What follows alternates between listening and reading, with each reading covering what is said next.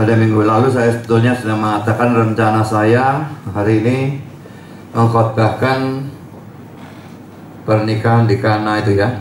Jadi pasal 2 1-11 sebetulnya bisa selesai bahannya seandainya saya tidak diganggu dengan segala macam gangguan, problem tidur dan macam-macam hal yang lain. Pikiran yang ngeblank ya, dari bolak-balik sudah ya, karena gula yang ngedrop. Akhirnya saya tidak diet lagi dengan karbo, tapi tidak tahu bagaimana problem tidurnya tetap terjadi. Sebetulnya Jumat malam itu kalau saya bisa tidur dengan baik dan Sabtunya saya bekerja dengan baik, mungkin pelajaran itu bisa selesai. Tetapi ternyata Jumat malamnya tidur saya begitu kacau, sampai Sabtunya tidak bisa ngapa-ngapain, tidak olahraga, tidak apa. Jadi ya harus terpaksa Sabtu itu saya berbaring di ranjang terus sampai kira-kira jam 1 siang barangkali. Begitu telernya tubuh saya. Dan saya tetap harus memilih khotbah lama apa yang saya berikan untuk hari ini, karena khotbah yang mau diberikan tidak selesai. Dan saya tidak ada waktu untuk mengecek dan sebagainya. Ternyata tema ini sudah pernah dikhotbahkan sebetulnya di maksud saya sudah dikhotbahkan, itu sudah masuk YouTube. Jadi ya tidak apa-apa. Ini 5 tahun yang lalu dikhotbahkan dan 2 session ya. Jadi termasuk session yang akan datang. Dengan demikian persiapan saya untuk yang akan datang ini bisa lebih tidak terburu-buru gitu ya. Dan sekalipun ini sudah pernah dikhotbahkan, firman Tuhan selalu bisa memberikan kepada kita hal yang baru. Dan 5 tahun yang lalu itu bukan dalam sikon COVID, sekarang dalam sikon COVID, sehingga ya lebih cocok mungkin. Saya tidak tahu apapun saudara, tapi kalau Tuhan mengatur saya mengkhotbahkan ini, saya percaya Dia punya rencana untuk hal itu. Jadi judul dari khotbah ini maupun khotbah yang akan datang, Ahitofel dan doa Daud. Saya memang di dalam pengumuman tidak memberikan teksnya karena teksnya panjang sekali. Kita sudah doa belum? Belum ya? Oke, kita berdoa sebelum kita masuk dalam acara firman.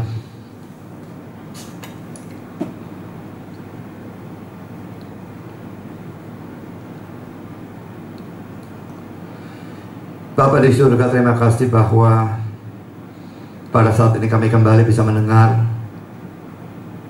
mempelajari, merenungkan sebagian firman Tuhan. Sekalipun ini sudah pernah diberitakan, tapi banyak dari kami yang belum pernah mendengar.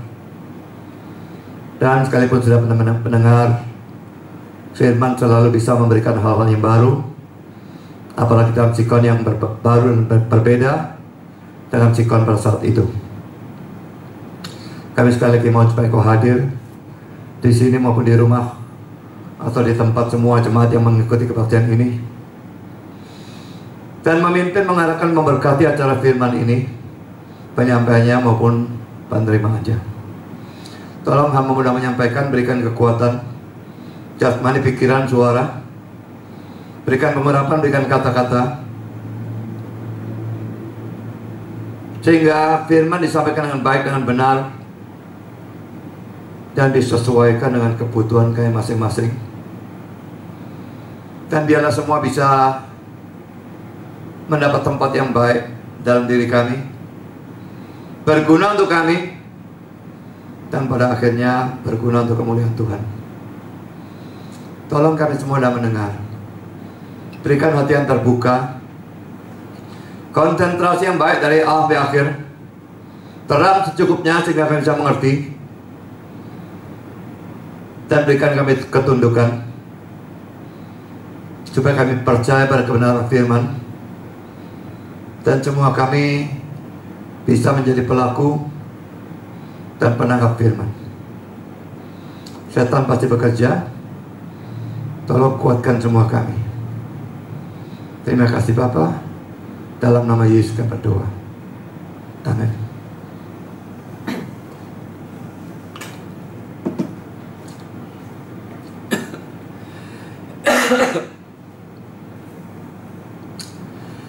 Ahitofel dan doa Daud. Kalau saya mau berikan tema yang berbeda, yang mungkin lebih menarik, mungkin saya bisa berikan doa pendek pada saat problem yang besar. Bergunakah? Mungkin kalau kita menghadapi problem yang sangat besar, kita anggap bahwa kita tuh perlu lakukan persekutuan doa banyak orang. Doanya perlu panjang lebar. Memang sudah, kalau itu memungkinkan, tidak ada yang salah dengan hal itu. Tapi tidak selalu hal itu memungkinkan. Seperti dalam kasus yang dialami oleh Daud ini, problem yang sangat besar. Tidak ada waktu saudara duduk atau berlutut bersama-sama, berdoa bersama-sama, lakukan doa panjang lebar, tidak ada. Tapi kita lihat bagaimana hasilnya. Doa yang rasanya cuma begitu saja, hanya begitu remeh. Karena ingat ya, bukan urusan kitanya remeh, doanya remeh, tapi Tuhannya Maha Kuasa. Jadi mungkin kalau saudara saat ini dalam masa pandemi ada beban yang luar biasa, sikap saudara saya kira tidak seburuk Daud. Lakukan apa yang dia lakukan, yang nanti akan saya berikan dalam pelajaran ini. Mari kita pertama-tama baca teks ini. Mungkin tidak usah semuanya ya, karena ini ada bagian yang dibahas pada kali yang akan datang. 2 Samuel 15 ayat 12, lalu loncat ayat 30 sampai 37. Ketika Absalom hendak mempersembahkan korban, disuruhnya datang Ahitofel orang Gilo itu, penasihat Daud dari Gilo kotanya. Demikianlah persepakatan gelap itu menjadi kuat, dan makin banyaklah rakyat yang memihak Absalom. Ayat 30, Daud mendaki bukit Zaitun sambil menangis. Kepalanya berselubung dan ia berjalan dengan tidak berkasut. Juga seluruh rakyat yang bersama-sama dengan dia masing-masing berselubung kepalanya, dan mereka mendaki sambil menangis. Ketika kepada Daud dikabarkan demikian, Ahitofel ada di antara orang-orang yang bersepakat dengan Absalom. Maka berkatalah Daud, gagalkanlah kiranya nasihat Ahitofel itu, ya Tuhan. Ketika Daud sampai ke puncak, ke tempat orang sujud menyembah pada Allah, maka datanglah Husai orang Arki, mendapatkan dia dengan jubah yang terkoyak dan dengan tanah di atas kepala. Berkatalah Daud kepadanya, jika engkau turut dengan aku, maka engkau menjadi beban kepadaku nanti. Tapi jika engkau kembali ke kota dan berkata pada Absalom, aku ini hambamu ya Raja, sejak dahulu aku hamba ayahmu, tetapi sekarang aku menjadi hambamu. Dengan demikian engkau dapat membatalkan nasihat Ahitofel demi aku. Bukankah Sadok dan Abiatar, imam-imam itu ada bersama-sama dengan engkau di sana? Jadi segala yang kau dengar dari dalam istana, haruslah kau beritahukan kepada Sadok dan Abiatar, imam-imam itu. Ingatlah, di sana bersama-sama dengan mereka ada kedua anak mereka, Ahimaas anak Sadok dan Yonatan anak Abiatar. Dengan perantaraan mereka haruslah kamu kirimkan kepadaku segala hal yang kamu dengar. Dan tibalah Husai sahabat Daud di Yerusalem tepat pada waktu Absalom masuk kota itu. Kita sekarang membaca mulai pasal 16, 2 Samuel 16 ayat 15 sampai dengan pasal 17 ayat 23. Tapi saya kira pasal 17-nya tidak perlu. Kita baca yang hanya pasal 16-nya saja ya. Maka Absalom dan seluruh rakyat, orang-orang Israel, sampailah ke Yerusalem, dan Ahitofel ada bersama-sama dengan dia.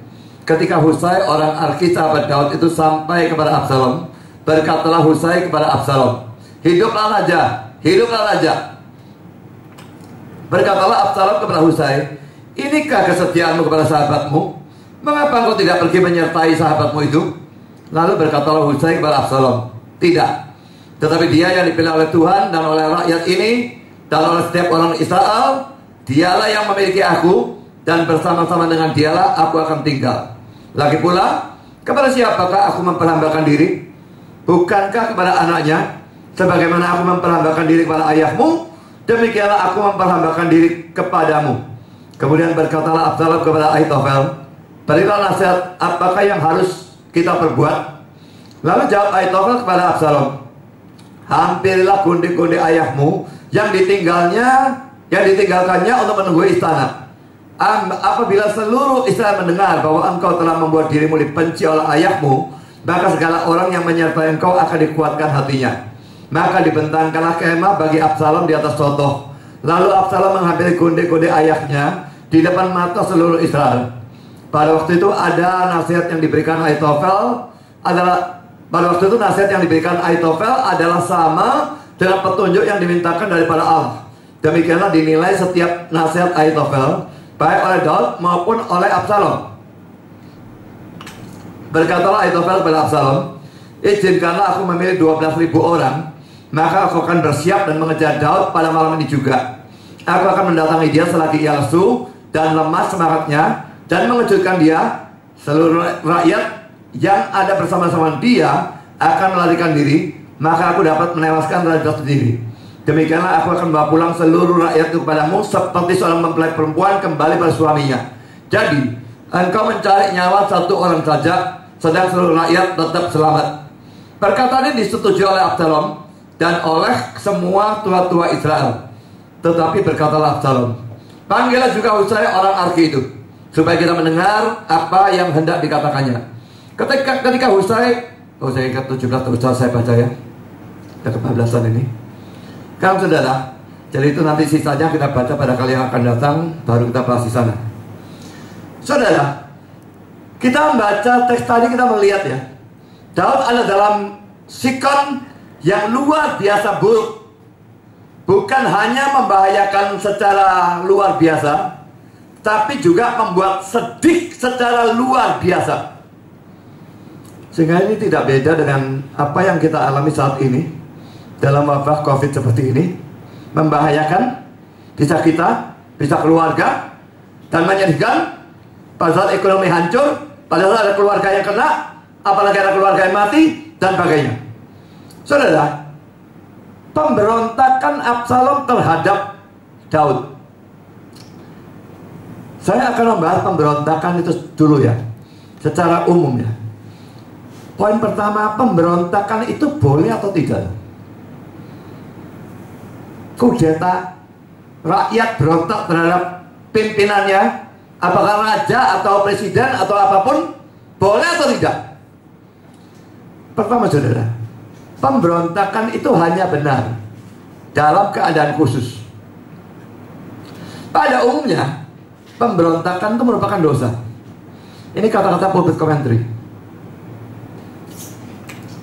Pemberontakan terhadap penguasa yang ada mungkin bisa dibenarkan dalam keadaan-keadaan khusus. Bukannya rakyat ada demi pemerintah, tapi pemerintah ada demi rakyat.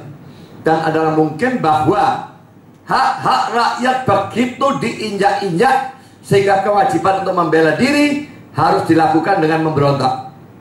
Tetapi pemberontakan adalah jahat pada waktu, seperti dalam kasus ini, dalam kasusnya Absalom ya.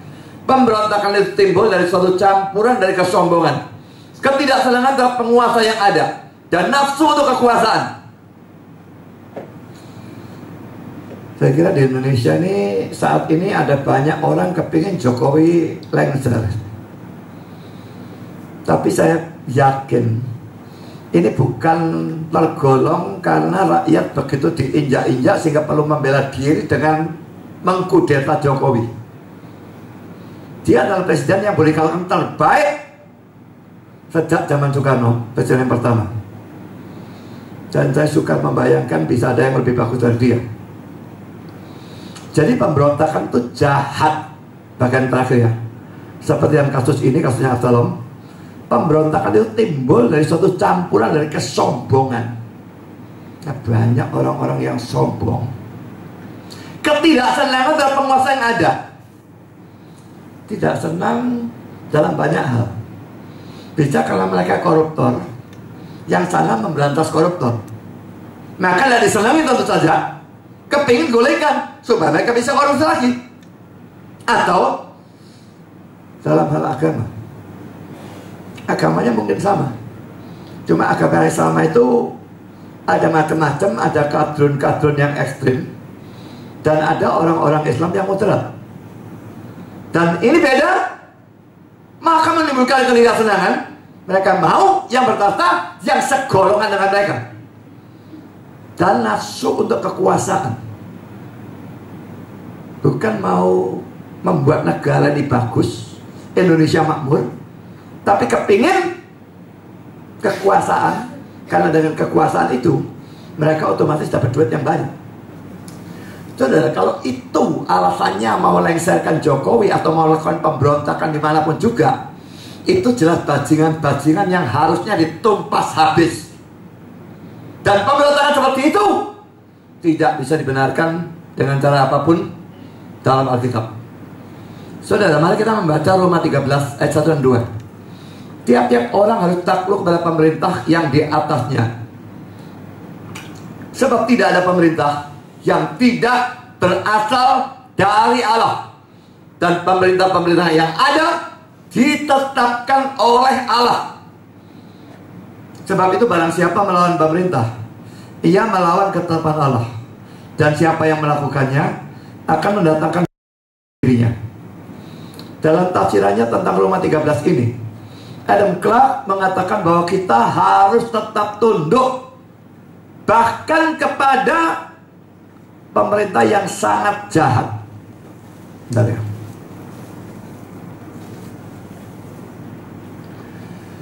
Selama pemerintah itu masih menjalankan pemerintahan sesuai dengan hukum yang berlaku.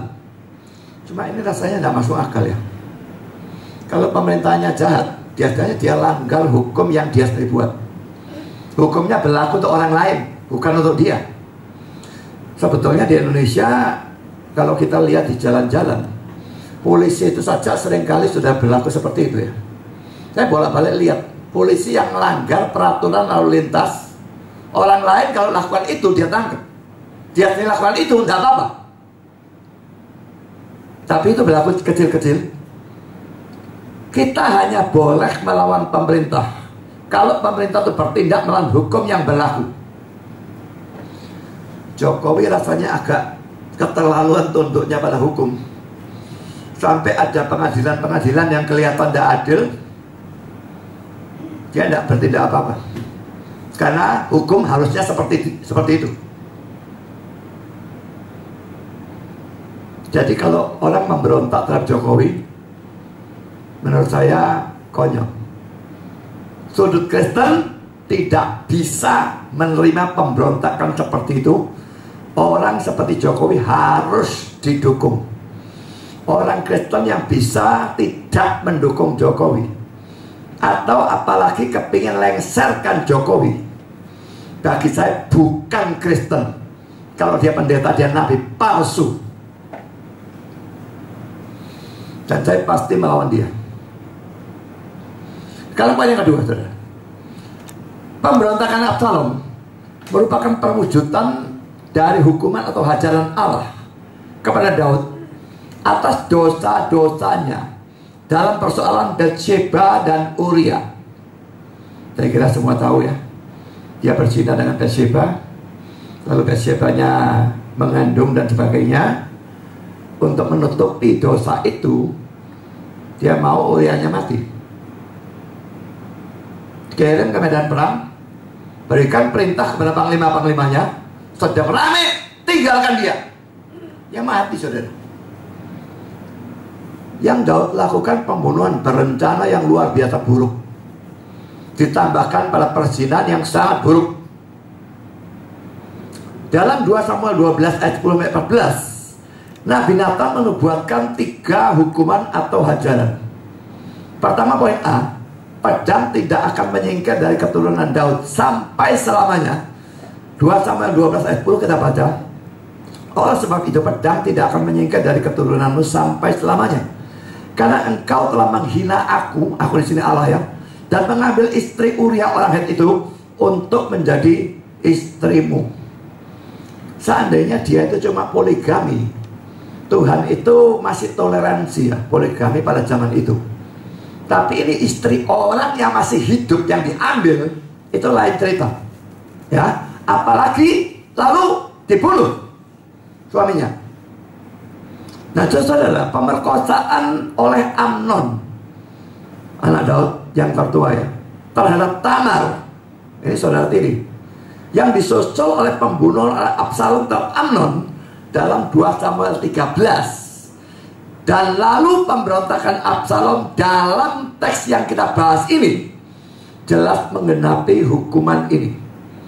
Pemberitaan hukuman atau hajaran dalam 2 Samuel 12 ayat 10 ini, pedang tidak akan menyingkir dari keturunanmu sampai selamanya. Digenapi dalam hal ini. Dan mungkin ada lagi yang lain. Yang kedua, poin B, istri-istri Daud akan diperkosa orang di depan umum. Ini dinubuatkan dalam ayat selanjutnya dibandingkan nubuat yang tadi ayat 10, sekarang ayat 11. 2 Samuel 12 ayat 11. Beginilah firman Tuhan, bahwasanya malapetaka akan kutimpakan ke atasmu yang datang dari kaum keluargamu sendiri.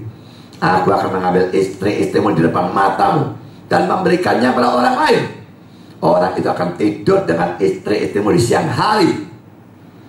Kalau Daud berzina dengan Batsyeba gelap-gelapan, Tuhan akan balas terang-terangan. Istri Daud akan diperkosai terang-terangan terlihat oleh semua orang. Dan apa yang dilakukan oleh Absalom yang tadi kita baca dalam 2 Samuel 16 ayat 22 untuk menuruti nasihat dari Ahitofel dalam 2 Samuel 16 ayat 21 jelas merupakan penggenapan dari nubuat ini. Tuhan sudah nubuatkan lebih dulu dan itu terjadi.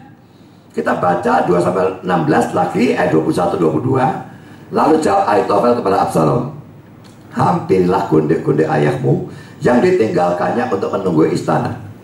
Hampir itu bukan cuma deketi ya, maksudnya hubungan seks. Mereka mau atau tidak mau, dan kalau tidak mau ya pemerkosaan. Apabila seluruh Israel mendengar bahwa engkau telah membuat dirimu dibenci oleh ayahmu, maka segala orang yang menyertai engkau akan dikuatkan hatinya. Maka dibentangkanlah kemah bagi Absalom di atas sotoh, di atas rumah saudara, sehingga bisa dilihat secara umum. Lalu Absalom mengambil gondek-gondek ayahnya di depan mata seluruh Israel. Memang ada kemah, tapi orang tentu tahu Absalom masuk kemah dengan gondek-gondek ayahnya. Tentu bukan untuk omong-omong, main cekak dan sebagainya, tapi hubungan seks. Apakah mereka mau atau tidak mau? Karena Putri Komentar berkata demikian, kecil kemungkinannya bahwa Nathan atau Daud memberitakan kepada dunia ramalan yang mengerikan yang akan digenapi dalam beberapa tahun. Pasal 12 ayat 7-12. Karena itu, tanpa disadarinya, Ahitofel merupakan alat dalam menggenapi firman Allah. Pada waktu ia memberikan nasihat yang sangat menyedihkan kepada Absalom, ayat 21-22, ini yang tadi kita baca. Demikianlah dalam tindakan yang sepenuhnya bebas dari manusia, rencana Allah diwujudkan. Pada waktu Nathan memberitakan hukuman Tuhan itu atau hajaran Tuhan, istri Daud akan diperkosa, itu rasanya kok tidak masuk akal akan digenapi dalam waktu dekat. Daudnya raja, terus siapa berani memperkosa istri-istrinya raja di depan umum laginya? Itu tidak masuk akal. Tapi saudara, saya kira bukan hanya Daud, Nathannya pun tidak mikirkan. Tentu Tuhan yang tahu, tapi manusia tidak ada yang tahu akan terjadi pemberontakan Absalom. Dan kalaupun hanya terjadi pemberontakan Absalom, tidak terjadi peristiwa pemerkosaan ini. Tapi Ahitofel memberikan nasihat yang begitu gila, begitu terkutuk, dan Absalom mentaatinya, sehingga nubuat yang diberikan oleh Nathan tentang pemerkosaan istri Daud terjadi. Apakah Ahitofel itu ada yang mendorong dia untuk memberikan nasihat seperti itu? Tidak ada. Seakan-akan dari dia sendiri tanpa campur tangan Allah. Seakan-akan Allah pasti bekerja secara pasif, biarkan setan menyerang, balik kasih karunia, sehingga dia bisa memberikan nasihat begitu terkutuk. Dan Allah pun bekerja dalam diri Absalom. Sama saja, dari kasih karunia, biarkan setan bekerja. Kapan lagi dapat cewek begitu banyak? Daud, orang yang tampan, raja, dia bisa pilih cewek-cewek yang terbagus di negaranya, pasti cewek yang hebat-hebat. Dan Absalom bisa mendapatkan semua. Baik Ahitofel maupun Absalom kelihatannya bertindak secara bebas. Kelihatannya memang dari maksa. Tapi bagaimanapun, dalam tindakan bebas mereka itu, mereka bertindak betul-betul sesuai nubuat dari Nathan. Dan nubuat Nathan ini sesuai dengan rencana Allah pada masa teringga. Saya sudah pernah membuat khotbah itu. Nubuat bisa dinubuatkan, dan pasti terjadi. Kenapa? Nubuat berasal dari rencana Allah. Allah bukan cuma tahu itu akan terjadi, Allah merencanakan, menetapkan itu terjadi. Jadi saudara, Ahitofel memberikan nasihat dan Absalom mentaati, seakan-akan tindakan yang sepenuhnya bebas, tapi di atas puncaknya ada rencana Allah yang diwujudkan di sana. Tidak bisa tidak, itu harus terjadi. Sekarang poin C, saudara, hukuman atau ajaran yang ketiga, anak yang dilahirkan Batsheba akan mati. 2 Samuel 12 ayat 14. Walaupun demikian, karena engkau dengan perbuatan ini telah sangat menista Tuhan, pastilah anak yang lahir bagimu itu akan mati. Jadi ini setelah Daud mengakui dosanya tentunya ya. Jadi Tuhan mengampuni, oke, engkau tidak bakal mati. Mestinya Daud dihukum mati. Tapi Tuhan tidak melakukan itu. Tapi anaknya yang lahir bagimu dari perzinahan dengan Batsheba itu akan mati. Mungkin saudara katakan, ya, anaknya salah apa? Saudara pikirkan ya, anaknya tidak salah. Yang salah Batsheba maupun Daud, dua-dua. Tapi anaknya tidak salah. Lalu anak ini kenapa mesti mati? Kalau anak ini mati, memang saya kalau ditanya orang, saya tidak tahu anak mati pergi kemana. Tapi kebanyakan orang-orang modern mengatakan anak atau bayi mati itu masuk surga, karena mereka belum punya dosa dari dia sendiri. Saya tidak tahu dosa asalnya diapakan, itu yang membuat saya tidak bisa pasti. Tapi kalau memang benar pandangan mereka bahwa bayi mati masuk surga, anak ini tidak rugi apapun mati pada waktu bayi, sudah. Dia masuk surga. Yang dirugikan siapa? Yang merasa terpukul, Daud dan Batsheba. Hukumannya ditujukan kepada mereka, khususnya Daud. Jadi saudara, ini bukan hukuman untuk anak itu, anaknya salah. Ini hukuman untuk Daud dan pasti juga untuk Batsheba. Karena poin ketiga, saudara, kita membicarakan kesedihan Daud. Dalam 2 Samuel 15 ayat 30 dikatakan Daud menangis. Saya kira ini bisa menangis sungguh-sungguh. Tapi kalau dikatakan seluruh pasukannya juga menangis, rasanya agak aneh. Ya memang masih bisa, tapi saya lebih condong ini merupakan kebiasaan orang timur, dimana apa yang ada dalam hati itu diwujudkan di luar. Jadi memang agama bagi mereka itu tindakan-tindakan yang sifatnya lahiriah. Jadi nangis pakai kain kabung dan sebagainya. Tapi saudara, dia memang pasti sedih, pasti ya. Mengapa? Mungkin bukan karena dia terpaksa berhenti sementara untuk jadi raja, lalu masih meninggalkan Yerusalem dan sebagainya. Tapi lebih disebabkan, kata lebih disebabkan berarti yang tadi juga menyedihkan ya. Berhenti jadi raja, meninggalkan Yerusalem, berarti bagaimana berbakti dan sebagainya ya. Tapi yang lebih parah membuat dia sedih ada 2 poin ini. Pertama, anaknya memberontak melawannya. Saudara, kalau ada pegawainya saja, pelayan-pelayan yang memberontak terhadap dia, padahal dia memerintah dengan sangat bagus, maka ini sudah sesuatu yang sangat-sangat menyedihkan. Apalagi yang memberontak ini bukan pegawai tapi anak. Dan anak ini adalah anak yang paling dia cintai. Saya bisa membaca sendiri dalam 2 Samuel 13 dan 14, 2 pasal. Cinta Daud kepada Absalom itu sangat-sangat hebat. Dan anak yang paling dicintai ini justru memberontak. Suatu pelajaran bagi saudara-saudara, jangan memanjakan anak. Sekalipun mencintai satu lebih daripada yang lain, usahakan itu jangan ditunjukkan menimbulkan segala macam bencana. Sudah terjadi pada kasus Yusuf yang dicintai Yakub lebih dari anak yang lain, dan terjadi juga di sini. Justru anak yang paling dicintai justru jadi bajingan, justru jadi orang terkutuk yang memberontak pada ayahnya sendiri. Saudara, kasih, berusaha mati-matian kasih semua anak secara sama, tidak gampang. Tapi setidaknya kalau saudara mengasihi yang satu lebih dari yang lain, jangan tunjukkan. Biar itu ada di dalam hati. Kalau memang tidak mungkin sama rata, tidak ratanya itu di dalam hati. Tapi dalam memberi, dalam sikap, harus usahakan sama rata.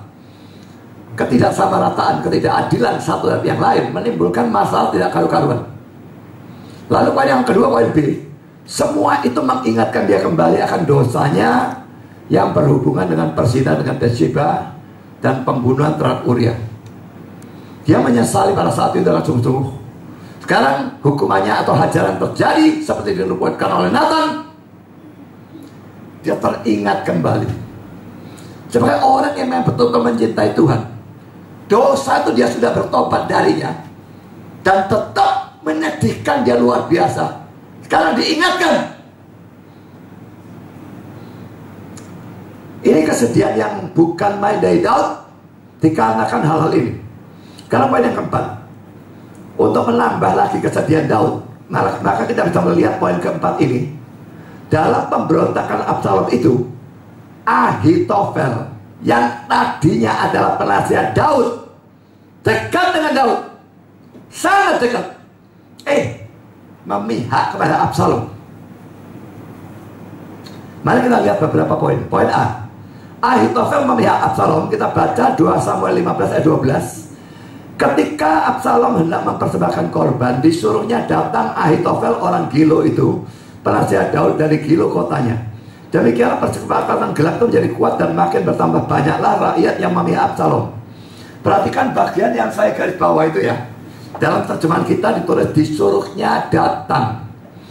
Dalam King James, RSV, NASB dan NIV diterjemahkan send for, menyuruh, memanggil. Kalau menyuruh, memanggil dan disuruhnya datang itu kurang lebih sama ya. Tapi dalam footnote RSV dituliskan send. Kalau send, mengutus. Mengutus Ahitofel. Pulpit Commentary mengatakan bahwa bahasa Ibrani-nya seharusnya footnote RSV ini yang benar. Send Ahitofel atau mengutus Ahitofel dalam bahasa Ibrani-nya seharusnya itu.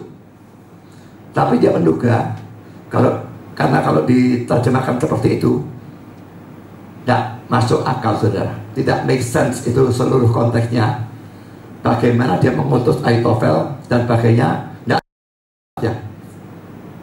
Karena itu dia menduga bahwa ada kata yang hilang dalam penyalinan atau pengkopian, dan mungkin sekali kata itu adalah kata depan for.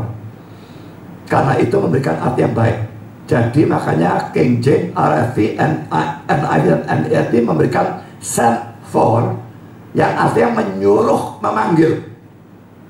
Jadi dalam pemberontakannya terhadap ayahnya sendiri, Absalom memanggil Ahitofel.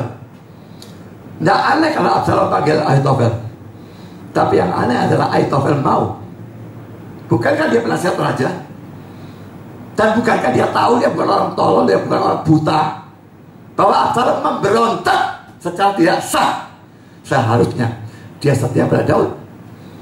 Tapi di sini ternyata Ahitofel ini seorang pengkhianat dan dia mau memihak kepada Absalom. Sekarang poin B, siapakah Ahitofel ini? Pertama, saudara, Ahitofel ini adalah penasihat raja. Kita baca 1 Tawarikh 27 ayat 33. Ahitofel adalah penasihat raja. Husai, tadi kan teks yang kita baca bicarakan Husai juga.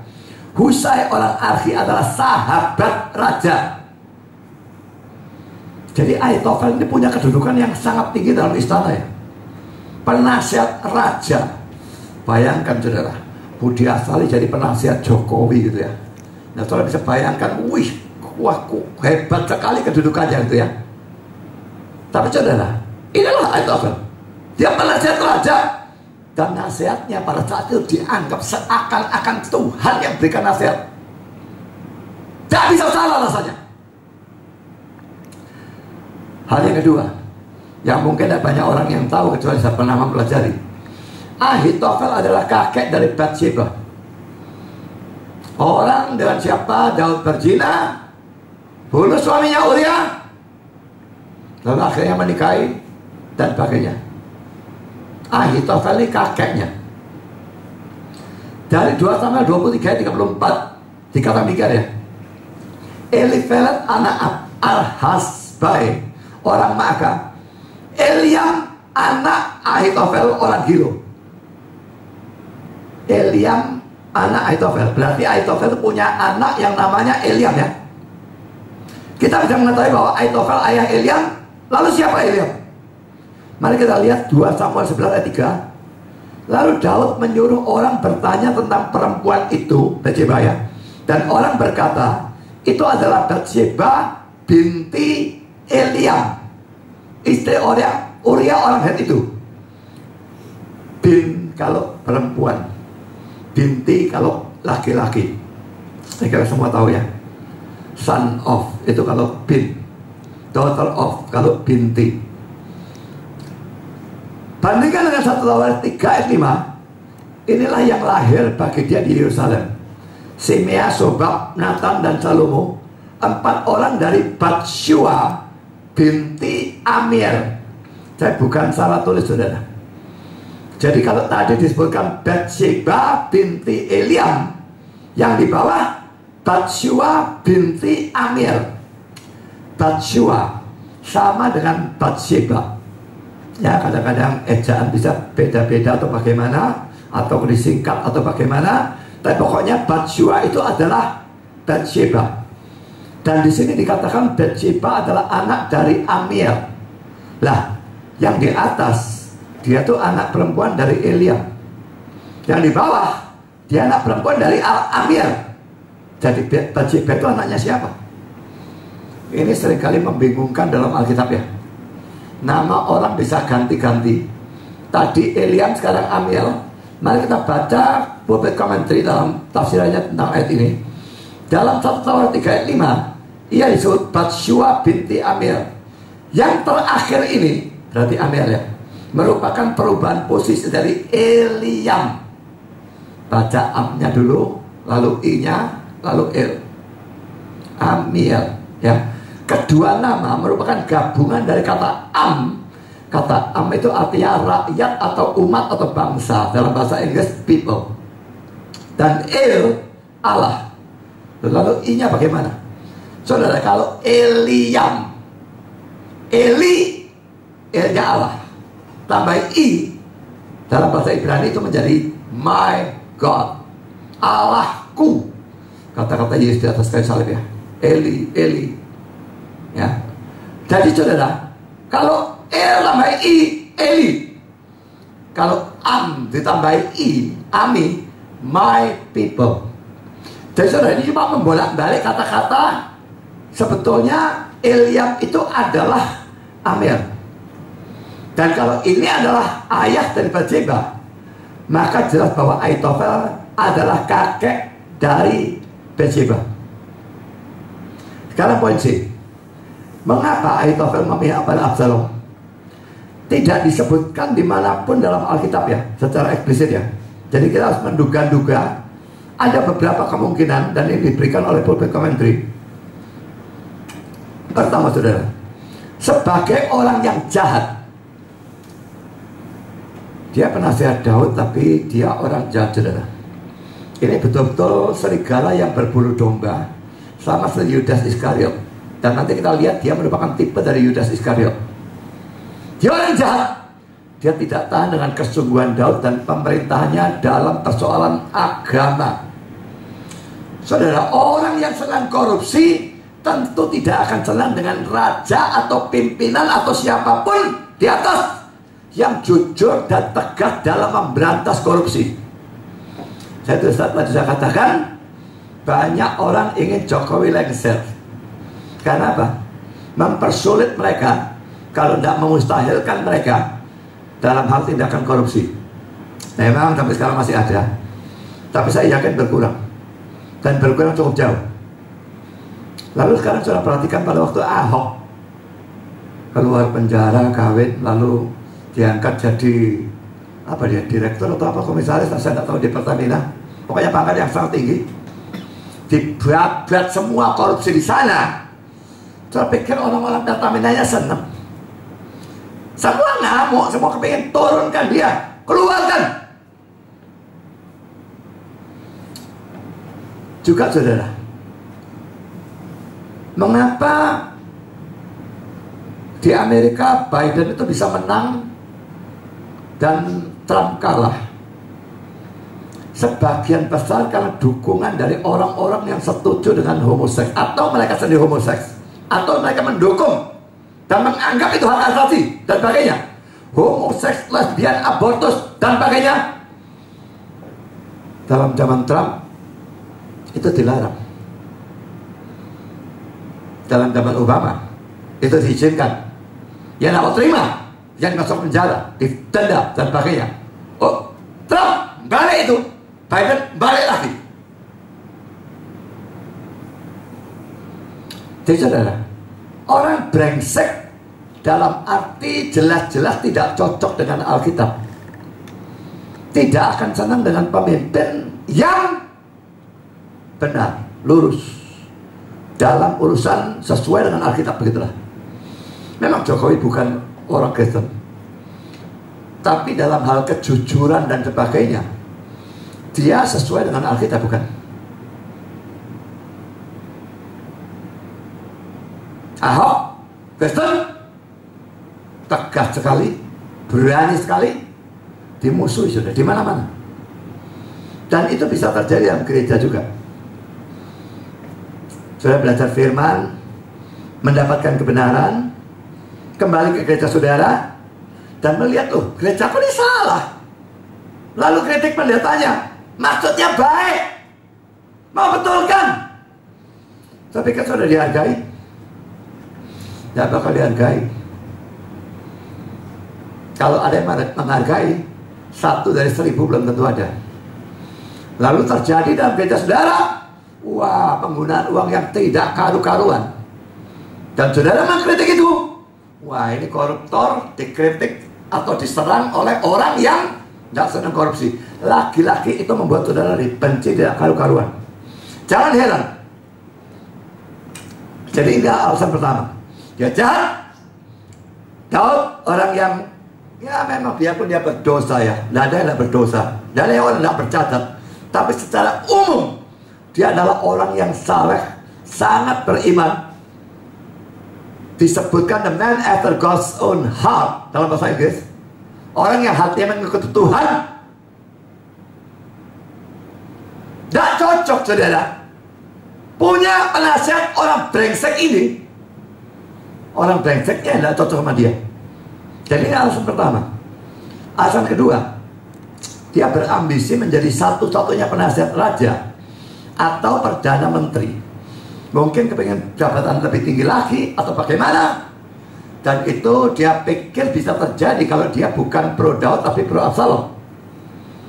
Yang ketiga, ini sangat mungkin karena tadi sudah kita tahu bahwa dia adalah kakek dari Bathsheba. Bayangkan kalau saya punya cucu, lalu cucunya dijinai oleh raja, biarpun itu bukan pemerkosaan, tapi menantu, cucu menantu dibunuh, lalu cucunya dinikahi. Si kakek ini merasa keluarga cucuku yang tadi bagus hancur lebur gara-gara raja ini. Dalam hal ini memang bukannya Daud tidak bersalah, jelas dia sangat-sangat bersalah. Dan Ahitofel ini ingin membalas dendam kepada Daud karena apa yang Daud lakukan terhadap cucunya maupun cucu menantu. Ini kata-kata Albert Barnes. Ada kemungkinan sangat besar bahwa Ahitofel menjadi jauh atau bermusuhan dengan Daud karena kebencian pribadi karena tingkah laku Daud dalam persoalan Bathsheba dan Uria. Lihat pasal 11 ayat 3. Tidak usah dilihat, sudah kita lihat. Saudara, bahwa dia marah karena hal itu bisa dibenarkan. Tapi dendam lalu memberikan nasihat kepada Absalom untuk memperkosa istri Daud. Ini sama sekali jauh. Apa urusannya istri-istri ini dengan Daudnya? Yang salah Daudnya. Kalau dia dendam lalu mau bunuh Daudnya sendiri, itu masih masuk akal. Tapi kalau istri-istri ini disuruh perkosa, ini biadab. Bagaimanapun alasan ini, tetap dia biadab. Karena poin D, pengkhianatan Ahitofel itu dikabarkan kepada Daud. 2 Samuel 15 ayat 31a. Ketika kepada Daud dikabarkan demikian, Ahitofel ada di antara orang-orang yang bersepakat dengan Absalom. Saya bahas potongan pertama ya. Kepada Daud dikabarkan dalam King James, dan seseorang memberitahu Daud. Beberapa komentari mengatakan bahwa terjemahan hurufnya dalam bahasa Ibrania adalah and David told, dan Daud memberitahu. Aktif ya. Kalau yang tadi kan pasif. Daud dikabarkan. Tapi ini Daud memberitahu. Tapi kelihatannya tidak mungkin kan terjemahan ini. Tidak mungkin Daud tahu atau memberitahu tentang pengkhianatan Ahitofel terjadi di sana. Dia dalam pelarian, dia tahu dari mana? Dia mesti diberitahu.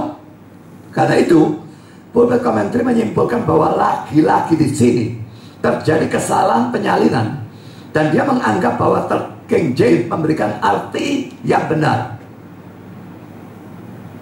Bukannya Daudnya memberitahu, tapi Daudnya dikabarkan. Seperti terjemahan kita atau terjemahan King James, seseorang memberitahu Daud. Itu terjemahan yang benar. Konteksnya menuntut penafsiran yang seperti itu. Lalu dibalik menjadi tidak karu-karuan. Poin kedua, Ahitofel ada di antara orang-orang yang bersepakat dengan Absalom. Dan ini jelas suatu kabar yang luar biasa buruk. Memang ya, orang kalau sudah terima bencana, biasanya bencana demi bencana demi bencana demi bencana itu muncul. Ayo misalnya, kelihatan buah. Itu cara setan ya. Kalau tinju ya, tinju itu memang bisa seperti Mike Tyson ya. Dengan satu pukulan yang luar biasa keras orangnya KO. Tapi ada orang-orang yang lain yang bukan pukulan kerasnya yang luar biasa, tapi kecepatannya sehingga memberikan akumulasi, membuat orangnya itu tidak ada kesempatan pulih, belum pulih, kena lagi. Bisa mati saudara. Itu bisa membunuh. Bahwa Absalom memberontak sudah buruk. Penasihat dia yang dia anggap sangat hebat, nasihatnya dianggap setara dengan nasihat dari Tuhan. Mungkin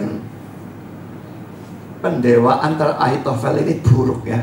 Tuhan pikir nasihat dia dianggap sama, nasihatku gendeng kamu. Makanya diizinkan terjadi peristiwa ini. Jadi saudara, jangan mendewakan orang. Ahitofel yang didewakan ternyata orang brengsek, dan dia sekarang pro Absalom. Bagaimanapun Daud tahu ini penasihat yang hebat. Kalau dia pro sana, wah grupku tambah cilaka. Karena nasihat-nasihat diberikan ke sana, bukan ke aku. Sekarang poin yang kelima, poin E.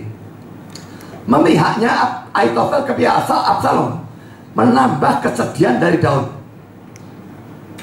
Dan kesedihan dalam persoalan Ahitofel ini terlihat dalam dua bagian Mazmur di bawah ini. Pertama, Mazmur 55 ayat 13-16. Kalau musuhku yang mencela aku masih dapat menanggungnya. Musuh mencela ya peduli amat, ya musuh kok. Kalau pembenciku yang membesarkan diri terhadap aku aku masih dapat menyembunyikan diri kepada dia. Tetapi engkau, orang yang dekat dengan aku, temanku dan orang kepercayaanku, kami yang bersama-sama bergaul dengan baik dan masuk rumah Allah di tengah-tengah keramaian. Ini dekatnya dia dengan Ahitofel. Biarlah maut menyergap mereka, biarlah mereka turun hidup-hidup ke dalam dunia orang mati. Sebab kejahatan ada di kediaman mereka, ya, dalam batin mereka. Kalau musuh benci dia atau bersikap buruk, bisa ngerti, bisa diterima. Tapi orang dekat, orang kepercayaan, teman, sama-sama bergaul, berbakti sama-sama,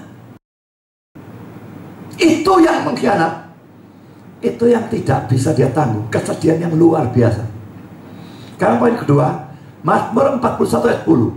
Bahkan sahabat karibku yang kupercayai, yang makan rotiku, berarti makan bersama-sama saudara dua orang ini, Ahitofel dan Daud. Sahabat karib yang kupercayai telah mengangkat dometnya terhadap aku. Mengangkat domet ini mestinya mengkhianat, ya.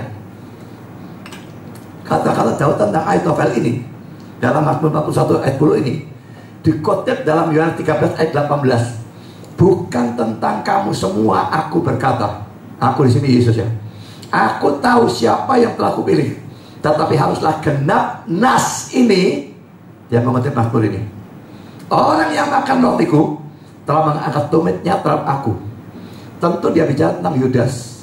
Makan roti perjamuan Paskah sama-sama, sudah jelas itu tidak lain pengkhianatnya cuma satu dalam 12 orang itu. Mengangkat domet harus diartikan baik mengkhianat. Pulpit Commentary mengatakan demikian. Dalam Yohanes 13 ayat 18, kata-kata ini dikutip untuk Yudas Iskariot. Tentang siapa Ahitofel merupakan tipe dalam pengkhianatannya dan dalam kematian oleh tangannya sendiri. Bukan hanya dua-dua sama-sama sahabat karib. Ingat, ya, Daud itu tipe dari Kristus, kan. Nah, Ahitofel tipe dari Yudas. Dekat, orang kepercayaan. Ya, orang kepercayaan itu statusnya, ya, karena si Yudas itu kan bendahara. Bendahara itu mestinya orang kepercayaan. Tapi bukannya Yesus tidak tahu dia mencuri. Sama-sama mengkhianat. Orang-orang dekat sama-sama mengkhianat, tipenya cocok. Ditambah lagi matinya sama-sama gantung diri.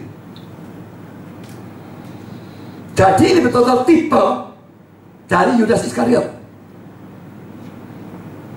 Tipe kebanyakan, antitipenya itu Yesus. Kebanyakan imam, antitipenya Kristus. Domba korban, antitipenya Kristus. Banyak. Tapi dalam hal ini tidak. Ahitofel tipe dan Yudas Iskariot antitipe. Kita baca kata-kata pulpit komentar lagi. Paralel antara Ahitofel dan pengkhianat Yudas terlihat oleh setiap orang. Semua orang pokoknya ngerti Alkitab. Kalau nggak ngerti Alkitab, nggak ngerti hermeneutics, khususnya tentang tipologi, maka tentu nggak ngerti belas, ya. Satu hal yang saya kira tidak ada dalam agama lain, dalam penafsiran kitab suci agama lain, adalah tipe dan antitipe. Itu hanya ada dalam kitab suci kita, ya. Dan karena itu sebetulnya orang Kristen perlu sekali belajar tentang tipe dan antitipe. Itu masuk dalam pelajaran hermeneutik saya. Jadi saudara, dari apa yang sudah kita bahas, ya, kita melihat Daud ini mengalami sesuatu problem yang bukan cuma luar biasa besar dan membahayakan nyawanya, tapi luar biasa menyedihkan, menghancurkan hatinya. Saudara ada yang mengalami seperti itu saat ini? Karena COVID, atau keluarga kena COVID, atau bisnis saudara, pekerjaan saudara hancur karena COVID,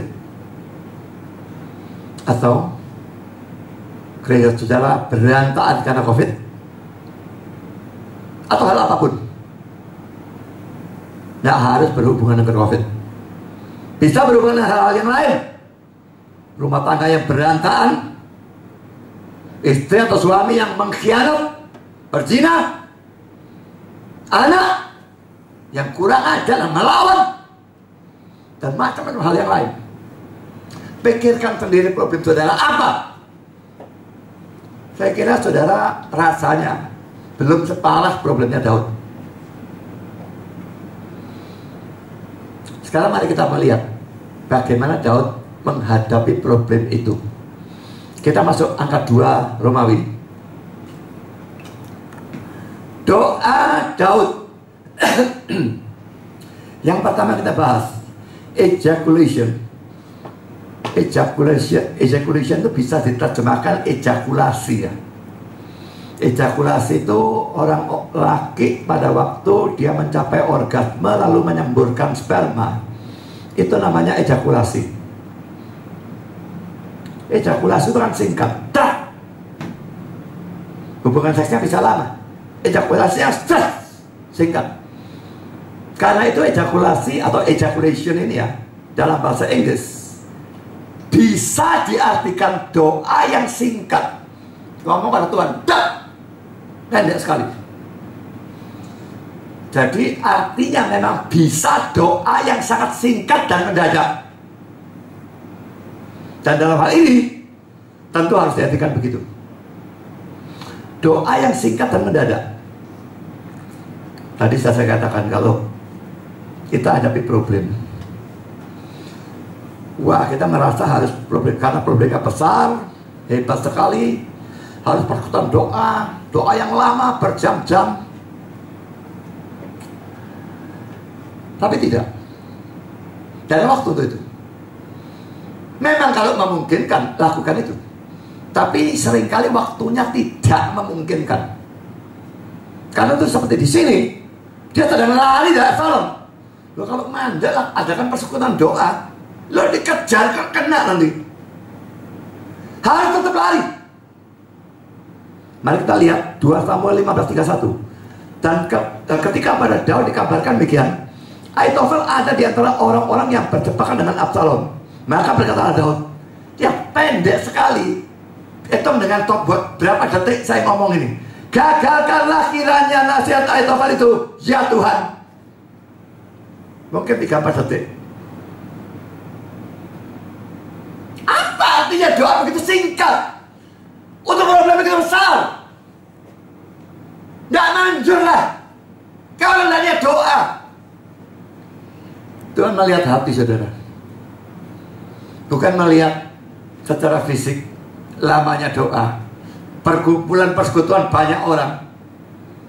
Dan lihat bukannya waktu yang bodoh yang nggak tahu sikonnya. Oh Daud berhenti. Lah ya, dikejar. Nggak ada waktu. Dia mungkin juga harus ngurus orang-orangnya yang berjalan bersama dengan dia.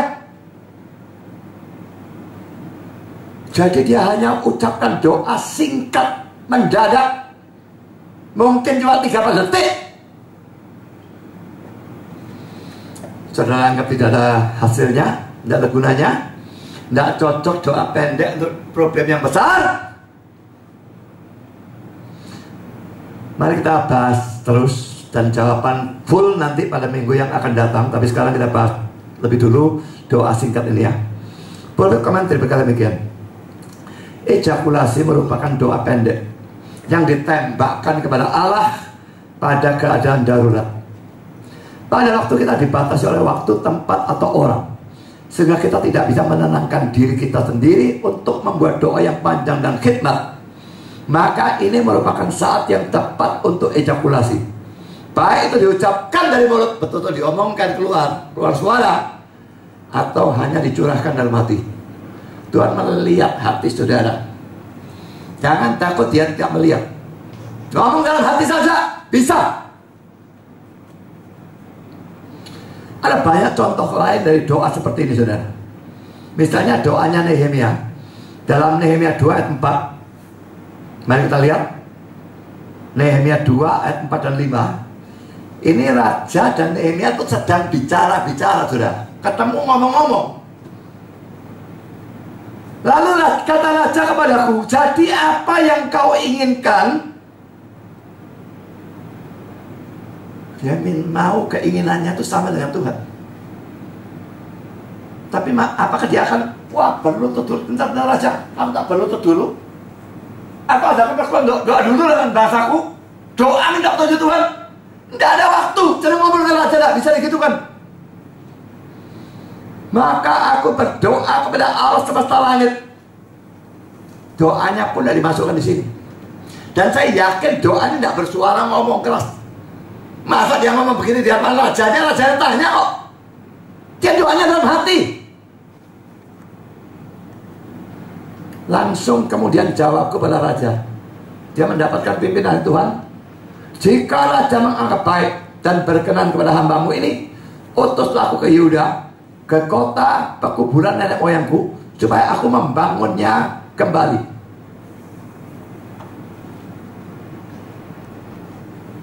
Kalau saudara misalnya memberitakan Injil atau sedang berdebat, debat terbuka ya. Musuhnya sedang ngomong dan saudara, wah dia ngomong seperti ini, aku mesti ngomong apa nih? Orang yang sudah Injil dia keberatan begini-begini, sedang dia ngomong, wah aku mesti ngomong apa?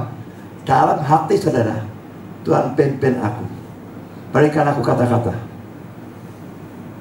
Waktu khotbah, malah kok jemaatnya usrak aja. Tolong mereka diam, tolong mereka mendengar. Kita tidak ada waktu untuk berdoa pada saat itu. Tapi ya lakukan doa seperti ini. Doa yang normal, tidak bisa. Contoh yang lain, doa Petrus pada waktu mau tenggelam, Matius 14 ayat 30. Tetapi ketika dirasanya tiupan angin, takutlah ia dan mulai tenggelam, lalu berteriak, Tuhan tolonglah aku. Itu mungkin cuma 2 detik saudara. Karena ngomong seperti itu masih cepat. Tuhan tolong aku. Masa dia, Tuhan tolonglah aku. Lep amblas. Gak bisa tidak, masih cepat. Kalaupun Petrus tidak punya kebiasaan ngomong cepat seperti saya, pada saat ini saya yakin dia ngomong lebih cepat dari saya.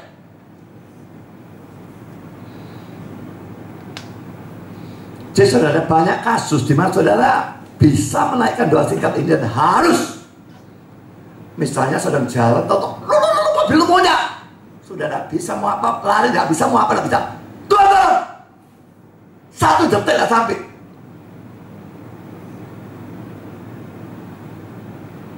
Sudah nyetir mobil depan ngerem, sambil ngerem, tuang. Dalam banyak kasus saudara, ini bisa terapkan.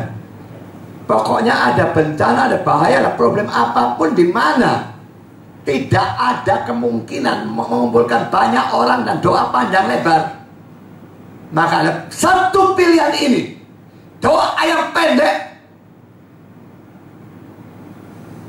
mendadak, sangat pendek. Ingat ya, doa singkat seperti ini hanya dinaikkan pada saat sikon memang tidak memungkinkan untuk menaikkan doa yang panjang. Kalau dalam keadaan normal dan sikonnya memungkinkan dan saudara selalu hanya doa singkat seperti ini, ya memang gak niat doa. Jadi ingat itu baik-baik ya. Oh, doa singkat berhasil loh. Jadi buat apa doa panjang? Setiap kali doa singkat, doa singkat. Tuhan berkati kebahagiaan ini. Mari, amin. Kalau sikonnya tidak seperti itu, doa singkat seperti ini sangat mungkin menunjukkan saudara memang tidak niat doa. Kita dan Allah itu digambarkan seperti orang pacaran. Kita yang percaya ya. Kita adalah yang perempuan dan Allah yang laki. Memang dalam keadaan darurat, ngomong pendek sama pacar dalam keadaan yang mendesak dan sangat butuh cepat, tolong ambil itu, betul-betul mendesak, bisa.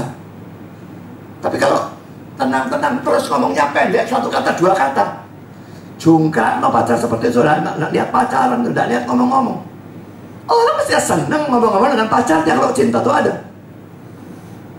Jadi saudara, sikon memungkinkan beda dengan sikon seperti Daud di mana dia ada saat ini. Beda. Saya pernah membaca Martin Luther itu. Ya, Martin Luther itu bukan saja pekerjaannya luar biasa besar ya, musuhnya luar biasa banyak. Dan dia setiap saat bisa saja dibunuh. Dan pekerjaannya di sini muncul problem, sana muncul problem. Dia mengatakan, saudara, kalau pada pagi hari aku gagal berdoa selama 3 jam, maka seluruh hari itu merupakan hari yang gagal bagi aku. Berarti doa paginya tok, tak ngomong doa siang, doa malam, doa paginya tok tiap hari 3 jam. Saya tidak habis pikir bagaimana orang berdoa 3 jam. Saya bisa memikirkan khotbah 3 jam. Saya bisa khotbah 3 jam. Mungkin suara saya tidak nututi. Tapi kalau suara saya cukup kuat, tidak masalah khotbah 5 jam. Tidak masalah. Tapi doa 3 jam. Saya kira seumur hidup saya, doa yang paling panjang yang saya pernah naikkan itu sekitar 1 jam. Tidak pernah lebih dari itu. Tapi dia, Martin Luther, ada dalam sikon yang sangat berbeda. Kebutuhannya banyak sekali, bahayanya banyak sekali, dan dia berdoa tiap hari 3 jam. Biarpun kita bukan tokoh reformasi, kita sedikit-sedikitnya meniru teladan dari Martin Luther dalam hal ini. Sekarang sudah kita masuk poin yang kedua. Kita kembali pada doa singkat ini ya. Apa yang diminta oleh Daud dalam doa singkatnya itu? 2 Samuel 15 ayat 31b. Maka berkatalah Daud, gagalkanlah kiranya nasihat Ahitofel itu ya Tuhan. Dalam terjemahan NIV, maka Daud berdoa, ya Tuhan, balikkanlah nasihat Ahitofel menjadi kebodohan. King James, RSV, NIV juga menerjemahkan secara mirip dengan NIV. Kalau Indonesia, gagalkan nasihatnya. Kalau NIV dan Inggris yang lain, balikkanlah nasihat Ahitofel menjadi kebodohan. Apa maksudnya kira-kira? Maksudnya bisa beberapa ya. Ahitofel menjadi bodoh sehingga memberikan nasihat yang bodoh. Itu pertama. Atau kedua, buatlah supaya nasihat Ahitofel ditolak dan dianggap sebagai kebodohan. Atau ketiga, buatlah supaya nasihatnya menjadi sia-sia karena pelaksanaan yang bodoh dari nasihat tersebut. Ini 3 kemungkinan diberikan oleh pulpit commentary. Sekarang poin yang ketiga. Doa ini dia minta nasihatnya Ahitofel dibalikkan menjadi suatu kebodohan. Membalikkan nasihat menjadi kebodohan, apa itu nasihat yang bodoh atau dilaksanakan secara bodoh, ditangkap secara bodoh dan sebagainya. Harus ada yang mengatur, atau pikiran Ahitofel atau pikiran Absalom atau orang-orang sekitar Absalom dan sebagainya. Jadi doa ini menunjukkan bahwa Daud yakin bahwa pikiran maupun tindakan manusia, khususnya para musuhnya saat itu, ada dalam tangan Tuhan. Dan semua diarahkan oleh Tuhan semau Tuhan.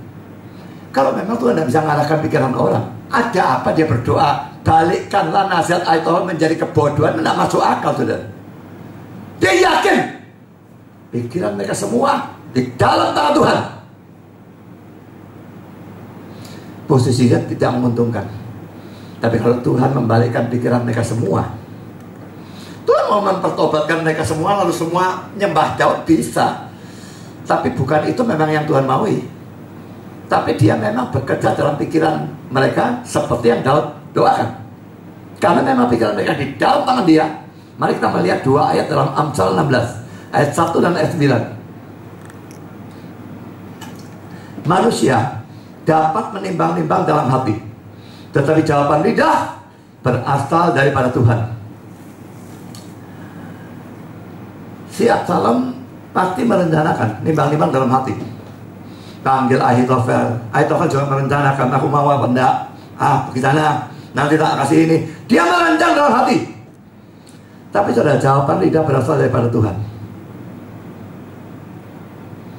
Khususnya ini nanti jawabannya Absalom pada waktu dia minta nasihat Husai, dan dia akhirnya menerima nasihat Husai dan bukan nasihat Ahitofel. Nanti kita akan bahas itu pada pelajaran yang akan datang. Ayat 9, hati manusia memikir-mikirkan jalannya, tapi Tuhanlah yang menentukan arah langkahnya. Tolong yang Armenian tafsirkan ayat-ayat ini sehingga cocok sama free will-nya mereka. Yang mendewakan free will secara bodoh itu, saya minta 2 ayat ini saudara bahas sehingga cocok dengan doktrin free will-nya kamu. 2 ayat ini 2 ayat Calvinis, saudara. Manusia merancang, tapi jangankan yang lain, jawaban lidah ini pun dari Tuhan. Yang kedua, ayat 9-nya, hatinya mikir-mikir, mau ini mau itu. Tidak peduli mikir yang mana. Yang menetapkan langkahnya, menentukan arah langkahnya itu Tuhan. Masih tetap dewakan free will. Free will dalam reform itu artinya hanya manusia memang bertindak sesuai kehendaknya, tapi pada saat yang sama dia tetap melakukan apapun yang Allah rencanakan dan tetapkan pada minus tak terhingga. Tidak bisa lain. Kalimat yang 4, doa Daud ini kelihatannya juga dilandasi iman bahwa anak yang akan menggantikan dia menjadi raja adalah Salomo dan bukannya Absalom. Pulpit Commentary yang mengatakan demikian. Mari kita bandingkan 2 teks ini ya. 2 Samuel 7 ayat 16, ini nubuat tentang Salomo akan menggantikan tuh ya. Tapi nubuat ini memang bisa menunjuk pada Salomo, atau sebagian menunjuk Salomo, sebagian lain menunjuk kepada Kristus, pengenapan fullnya. 2 Samuel 7 11-16. Sejak aku mengangkat hakim-hakim atas umatku Israel, aku mengaruniakan keamanan kepadamu daripada semua musuhmu. Juga diberitahukan Tuhan kepadamu, Tuhan akan memberikan keturunan kepadamu apabila umurmu sudah genap dan engkau telah mendapat perhentian bersama-sama dengan nenek moyangmu. Maka aku akan membangkitkan keturunanmu yang kemudian, anak kandungmu, dan aku akan mengokohkan kerajaannya. Bahwa ini bicara tentang anak. Nubuatnya digenapi dalam diri Salomo, memang anaknya Daud, tapi anak Daud menunjuk juga pada Mesias, saudara ya. Dialah yang akan mendirikan rumah bagi namaku, dan aku akan mengokohkan tahta kerajaannya untuk selama-lamanya. Bagian yang terakhir ini hanya berlaku untuk Mesias. Tahtanya Salomo lalu pecah, nanti Israel masuk ke Asyur, masuk ke Babilonia, hancur. Tapi tahta kerajaannya berkokoh selama-lamanya hanya untuk Mesias. Aku akan menjadi bapaknya dan ia akan menjadi anakku. Apabila ia melakukan kesalahan, ini pasti Salomo, karena Yesusnya tidak mungkin melakukan kesalahan, maka aku akan menghukum dia dengan rotan yang dipakai orang dan dengan pukulan yang diberikan anak-anak manusia. Tapi kasih setiaku tidak akan hilang daripadanya, seperti yang ku hilangkan daripada Saul yang telah kujauhkan dari hadapanmu. Keluarga dan kerajaan akan kokoh untuk selama-lamanya di hadapanku, tahtamu akan kokoh untuk selama-lamanya. Ayat 16 lagi hanya berlaku dalam diri Mesias, tidak dalam diri Daud ataupun Salomo ataupun raja yang manapun. Sekarang pasal 12 ayat 24 dan 25. Kemudian Daud menghibur hati Bathsheba istrinya. Ia menghampiri perempuan itu dan tidur dengan dia, dan perempuan itu melahirkan seorang anak laki-laki. Lalu Daud memberi nama Salomo kepada anak itu. Tuhan mengasihi anak ini. Orang pilihan pasti. Reprobate dalam reform, dibenci oleh Tuhan dari kekekalan. Setidaknya itu pandangan Calvin dan Owen. Ya, Tuhan mengasihi anak ini, dan dengan perantaraan Nabi Nathan, ia menyuruh menamakan anak itu Yedijah oleh karena Tuhan. Dan melalui Salomo ini, Daud itu menurunkan Yesus. Dan Salomo memang pilihan Allah menjadi raja menggantikan Daud. Jadi saudara, Daud menghadapi problemnya yang sangat hebat, sangat besar, membahayakan dirinya, membahayakan seluruh Israel, menjadi perang saudara tak karu-karuan, dan menyedihkan luar biasa. Beban mental yang bukan main, anak yang paling dia cintai, penasihat yang begitu dekat hubungan dia, mengkhianati dia. Semua dihadapi hanya dengan suatu doa singkat, karena keadaan memang tidak memungkinkan untuk menaikkan doa yang panjang, persekutuan doa dan sebagainya. Nah, apakah doa yang singkat ini cukup untuk membereskan problem sebesar itu? Saya kira dari pembacaan teks sudah kelihatan itu cukup. Dan dari saudara tahu tentang sejarahnya, saya tahu itu pasti cukup. Tapi bagaimana detail-detailnya, itu akan kita lihat minggu depan dalam sesi yang kedua dari khotbah ini. Tapi sementara ini saudara, kalau saudara ada dalam problem yang besar, dan kalau keadaan memang tidak memungkinkan doa panjang dan sebagainya, keluarga kena COVID, dan masih kelabaan cari rumah sakit yang ada ventilator dan macam-macam hal yang seperti itu, hanya berdoa, Tuhan tolong aku.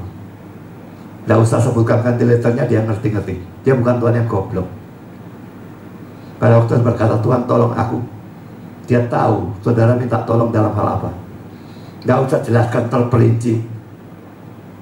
Dan ini bukan hanya dalam hal COVID, dalam hal apapun, bencana, kesedihan, Tuhan tolong aku.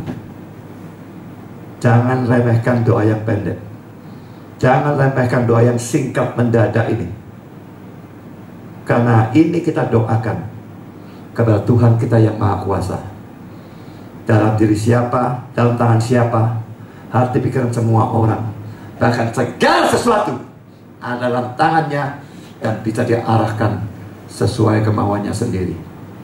Doa ini kelihatannya remeh, tetapi sangat-sangat penting. Tuhan memberkati saudara.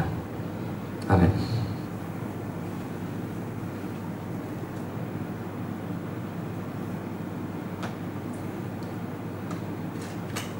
Mari kita berdoa. Bapa di surga, terima kasih kami sudah boleh mendengar firman dan belajar tentang doa yang singkat dan mendadak dalam sikon yang tidak memungkinkan doa secara normal. Ajar kami mempraktekkan doa ini kapanpun kami mengalami keadaan yang membahayakan, dalam keadaan yang mendesak yang tidak memungkinkan doa yang normal. Ajar kami supaya punya refleks untuk menaikkan doa seperti ini. Dan biarlah kami dengan mempelajari kasus Daud ini, baik dalam khotbah ini maupun dalam khotbah yang akan datang, sadar bahwa doa yang singkat ini bukannya tidak ada harganya, bukannya tidak ada gunanya, karena kami tetap menaikkan doa ini kepada Allah yang Maha Kuasa, yang bisa melakukan apapun dengan mudah. Terima kasih Bapa, dalam nama Yesus kami berdoa. Amin.